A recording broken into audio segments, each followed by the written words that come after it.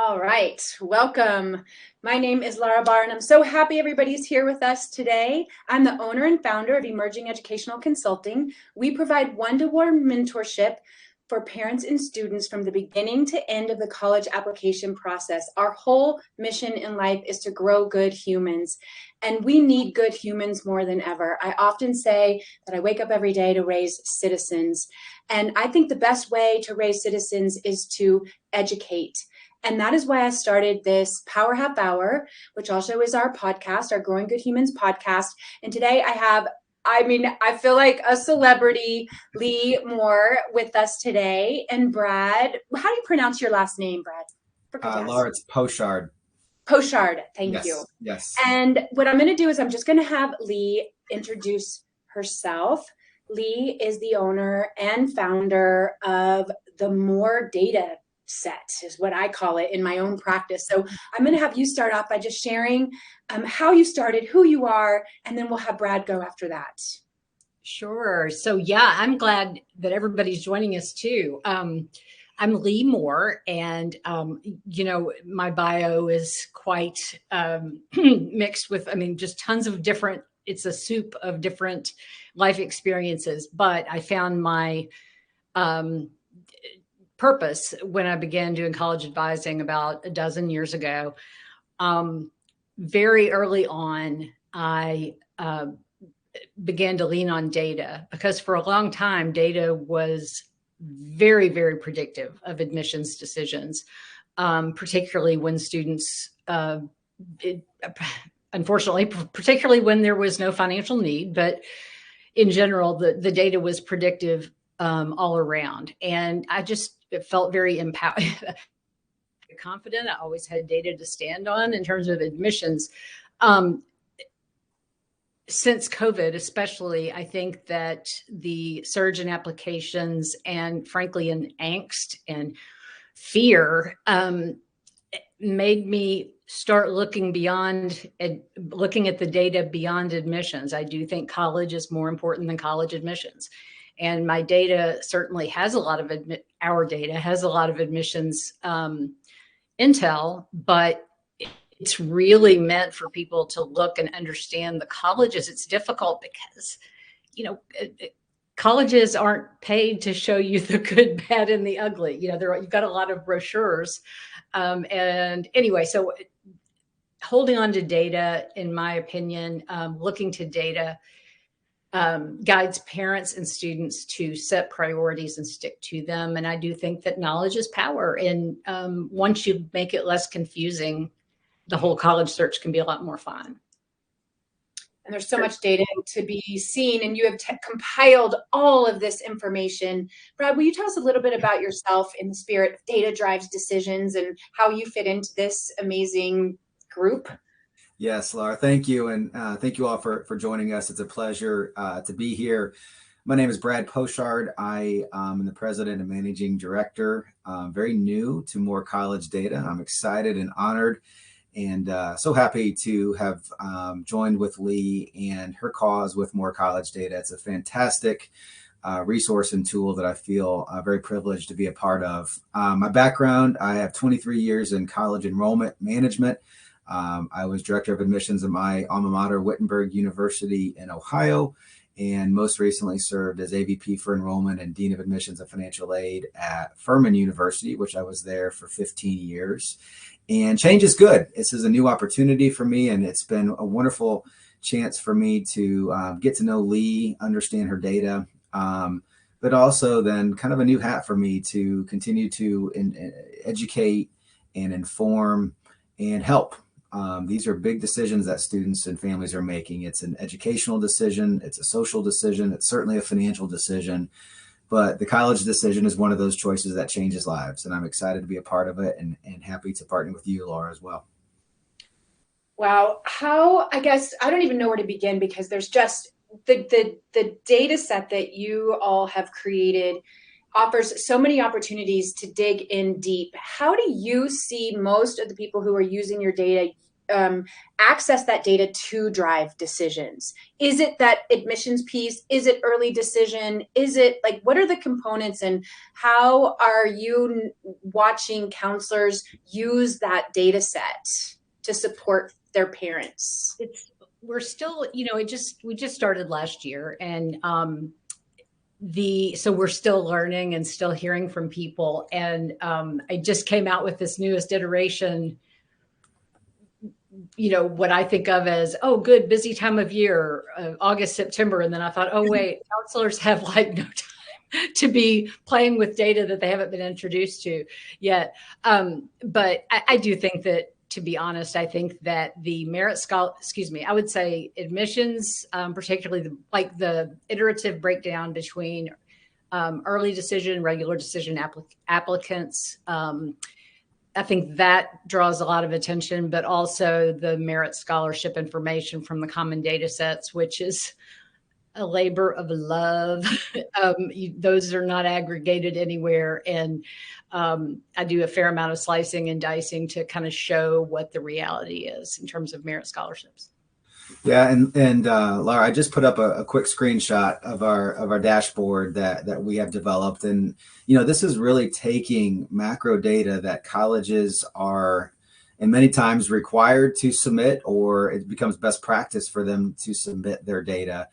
And what Leigh has done, and what More College Data has done, and what we have then kind of altered a little bit, is allowed this macro data, this public data, to be inductive data for families, to allow them to use the data to make good decisions, make good choices, be informed. And so whether that is the college finder that we have that would help college counselors and families create a list of colleges based on major, based on earnings, retention, class size, enrollment size, a variety of different geographic locations, to our snapshot feature that allows them to kind of dig into the very detailed data that's out there. And again, it is in fact public data, but for families and counselors to dig through common data sets or iPads would be very time consuming. And this tool has really allowed this to be a user-friendly, intuitive tool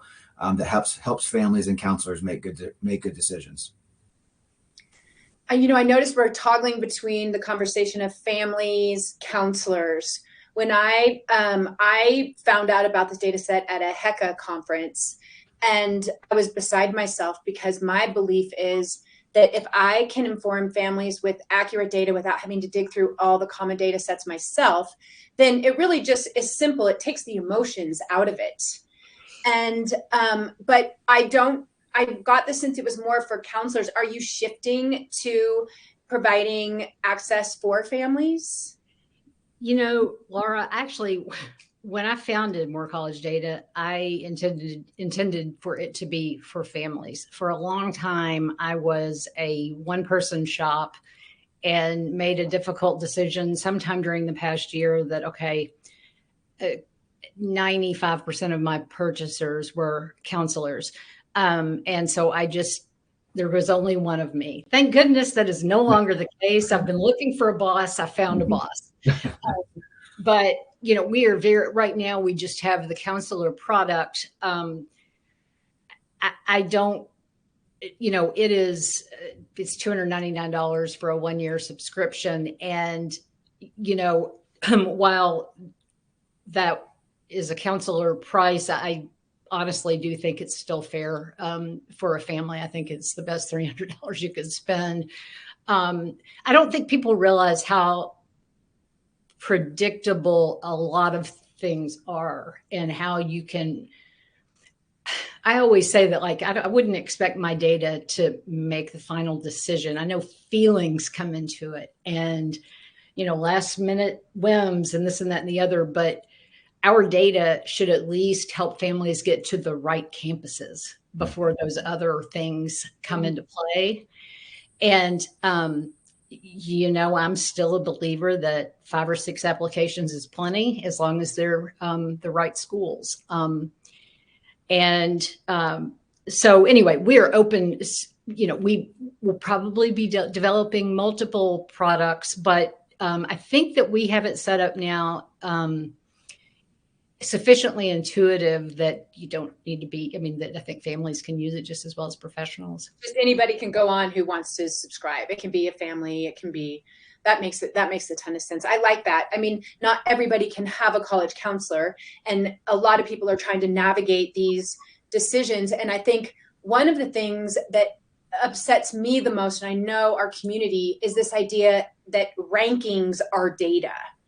And I am so curious what you have to say about this idea of the U.S. News World Report rankings that, you know, number 1, number 2, number 3, and that actually is something people should be using to drive decisions.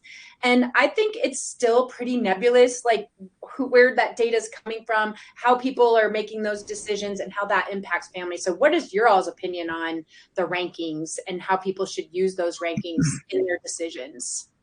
Yeah, I'll jump in maybe, and I think we might be able to do a whole half hour just on this, Laura. So please feel free to tell me to time out and let's move go. on to the next question. But I'll try to be as concise as I can because, you know, coming from my background, having 23 years on a college campus, rankings are extremely important on the college side. They're extremely important to board of trustees. They're extremely important to board members. And to honestly, really the campus community, faculty, staff, and others. There's a sense of pride and in some ways some urgency when it comes to what is our ranking, and are we in the top 50? Are we out of the top 100? Are we in this category or that category? And so I think that's important for our families to know, who are listening to this either live or who will eventually listen to this, or the college counselors who are helping families make decisions.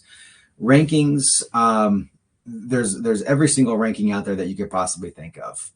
There's a ranking for everything, and oftentimes colleges like to say that we disagree with the methodology of rankings. We don't necessarily like this ranking, but we will be the first then to tout on social media that we are the best bargain in the Southeast, or, you know, whatever ranking it might be. So oftentimes colleges end up in some ways speaking out of both sides of their mouth. From a perspective though of how are they used, you know, they are in some ways a surrogate for quality. And prestige. Well, I think they're, excuse me, I can't help myself. They're used as a surrogate for quality. I don't think you mean to say they are necessarily, are they? Right. Well, exactly. That's how the consumers and you know, kind of the market views them. And I think it's important for us to know too that rankings, and we'll just use U.S. News and World Report for an example, could be schemed in some ways by colleges. They spend great lengths of time trying to figure out how to best position themselves and how to leverage the rankings and leverage their decisions that they make. You know, for example, class size. Class size used to be a very important factor in U.S. News and World Report, that you would receive certain rankings of prestige if you had classes less than 20. And there are colleges out there that would then manipulate their class size. If they had just a few classes of 21 or 22, then we would make some adjustments, and then most of your classes are under 19.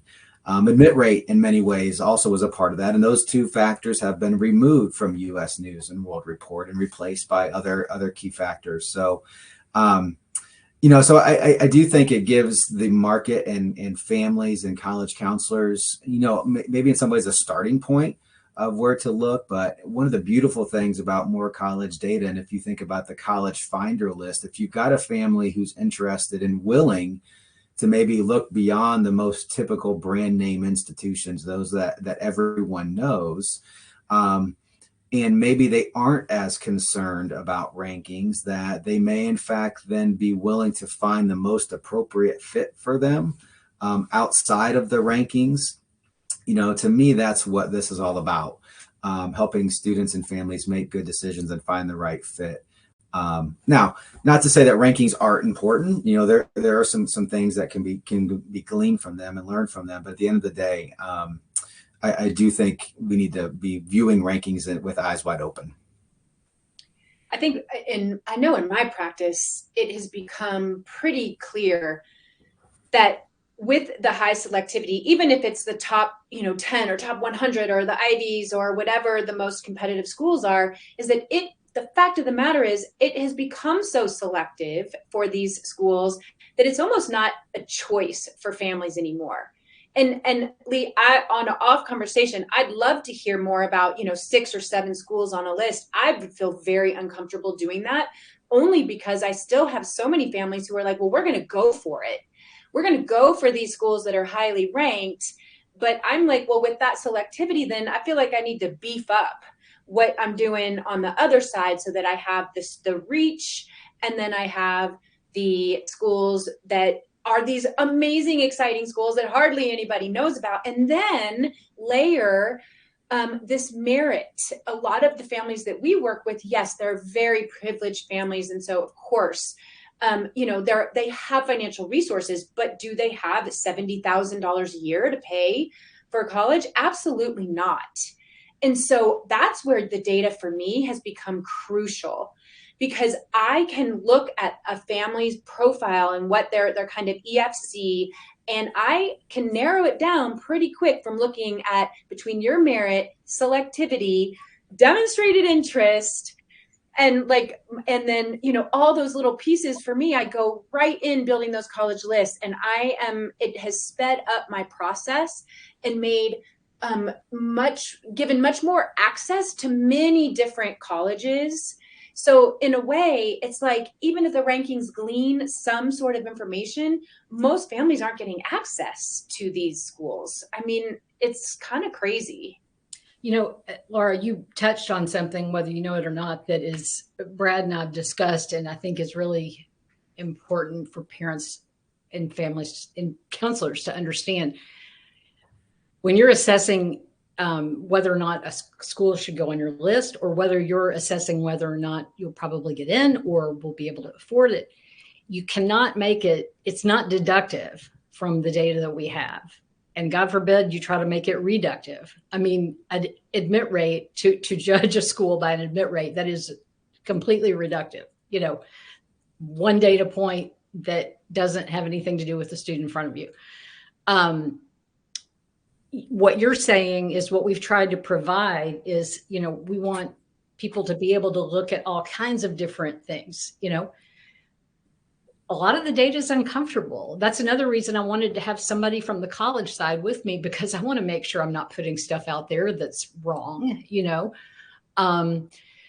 But yeah, there's Brad's pulling up a couple of visualizations, but you just want to be able to look at it. I was talking about uncomfortable data. There are, as you know, Laura, a lot of schools out there that don't give any non-need based aid. And, you when you're talking to a family who really doesn't want to, can't whatever pay, I think we're at 89 now is the high water mark on price right now, 89 a year. There's just all kinds of things to take into consideration. And so I will say that there's too much data, and there's way too much data. With artificial intelligence is only making it worse. Probably the hardest part of my job is deciding what goes in the set, because I can't make everybody happy all the time, but I try to come up with the tools and the metrics that'll serve the most people. Brad, what you put together here visually is beautiful. I'm wondering if you could kind of do just an overview for us, and speak to it for our listeners who aren't going to be watching the rerun of this, because it really is just absolutely beautiful. So is there a way for you to do that? Sure. And just real quick, this is the College Finder, and this is all of Leigh's blood, sweat, and tears for a very long time. And in our short partnership, we've been able to, kind of make some adjustments for this to be a little bit more user friendly and intuitive to our users. And this is just a particular example of one of the tools. It's called College Finder. It's just a quick screenshot. If we had more space, this would show you also then admissibility and affordability.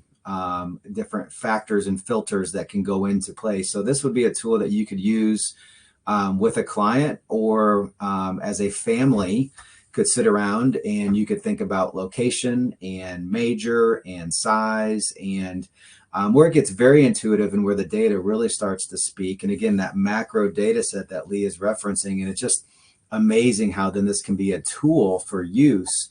Is you can begin thinking about a family's, what their AGI is and what they're willing to pay and what they're able to pay. So it can help narrow down the search a little bit based on that data that's out there about net cost, or average institutional grant per family, percentage of need met with total grant, a variety of different financial factors that go into play. You can then also, what's very neat is you can then layer on some earnings data by major, by school, and help kind of figure out a little bit out of a return on investment. And are we making a financially sound decision? It's not always about finances, but at $70,000, $80,000 per year, there are a lot of families, that's $350,000, $250,000 to $350,000, depending on the institution in 4 years. There's a lot of families out there that don't buy homes for that amount. And if they do, they take 30 years to pay their mortgage. And so, as I referenced in what Leigh is saying, this is a gigantic financial decision, and these tools could just be a remarkable option for counselors and families. And we're even crafting some tools for the college side. There's been things that I wish I would have had access to from more college data sitting in the seat that I was just a few months ago, that I would have been using this tool to tell stories and talk about the landscape to board members and presidents and other VPs. There's a trend feature on more college data that would have been kind of game changing for me from the seat that I sat in just a few months ago. Wow. It's so impressive. My mind started wandering to like, what problems did I want to solve with your data today? Because I'm looking at all of that. I think I haven't asked you this before, Leigh. Does your data include programs for students who have learning challenges? No, but that is a great example of something I would love to incorporate. Yeah, we would love that, just because we serve a lot of students. Just neurodiversity is just, I'm so passionate about it because neurodiverse students often bring amazing things to the table. I sort through all that data myself right now, which is, quite joyful for me, but I would love for you to add that one day. Where do you get your, is it publicly? I'm available? just on Google. Right. And then I have to dig even deeper by reaching out to each of the programs. We have our own spreadsheets we've created. So I'm happy to share them with you, by the way, if that would help in any way move it along. Let's see. One other question. I'm not sure if you guys can answer this or not either, but this has to do with this demonstrated interest topic. This is something that makes me crazy. Each of our students, when we onboard them, we talk right away about demonstrated interest, because it looks like a pretty powerful thing. Some schools make decisions. Some schools offer it, some schools don't. We definitely use your data set to find out who does and who doesn't. We were just going on to the individual data set, and then you have to do that every year because you don't know if they're going to change their mind. And then it's like we have to instruct these students to go into emails, make sure they meet with their regional rep.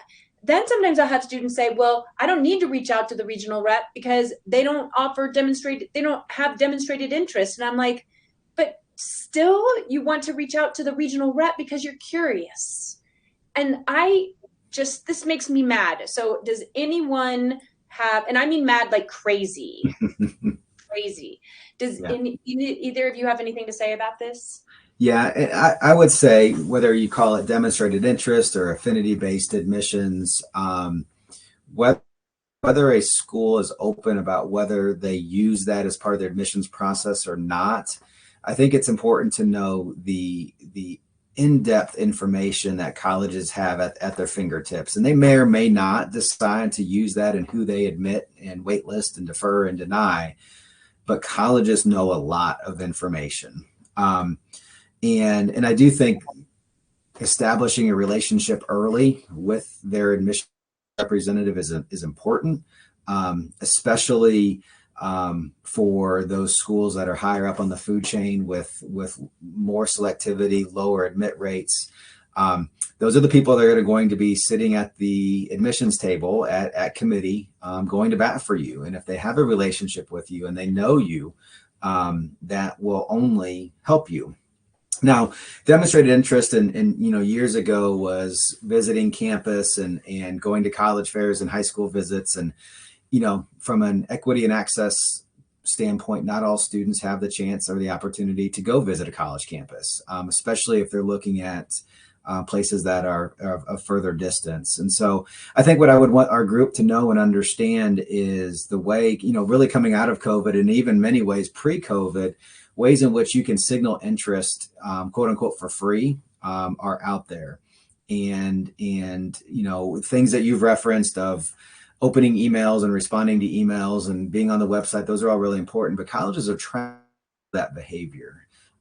There's ways in which colleges can have the ability to understand how many times you're on their portal, your applicant portal, your student portal, what that scope of timeline looks like. At the end of the day, it's genuine engagement of what most colleges are looking for. The number of applications are soaring across the country. Most colleges are experiencing a huge boom in applications and trying to figure out who do we admit.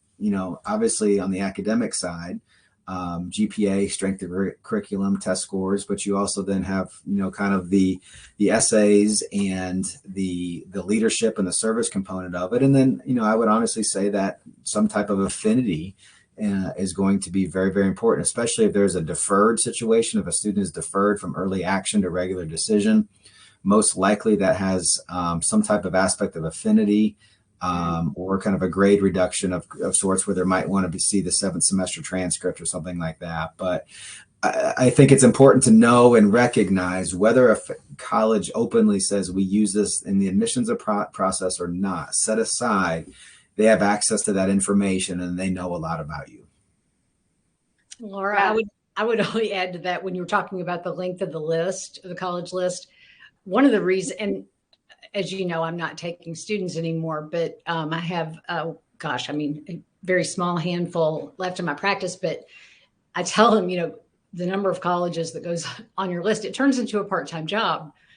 I mean, and at the risk of sounding like you want them to play a game, if they're interested enough to apply to a school, they better be interested enough to, be attentive to all the communications. It's, I wish it weren't that way. But yeah, I think Brad's telling us a lot. It sounds like the summary of what we're talking about is that if we know the data from these schools that you pull from the common data set, that information can drastically inform a college list in a way that helps counselors and families create balanced list in the context of finances, selectivity, demonstrated interest, one-day learning disabilities, and really allows for families to create those balanced lists in a way that then the students can then target those schools. And in our belief is to get out of the game of achievement, chaos, toxicity of college admissions, and to really focus on, here are a balanced list of places where I can attend, where I can grow as a human, where I can contribute to my community, where I can get smarter about the things that I care about. So one day I can go into the world and be independent, make my own money, and contribute as a citizen. Your work is at the heart of our work as counselors and parents. So I cannot thank you both enough. And I can't wait to be a part of the growth. And I just can't say enough. Laura, we love what you're doing with your community too. would do anything in the world to help you. Yes, we want to. It's funny, but I think we're all sort of warm, fuzzy people.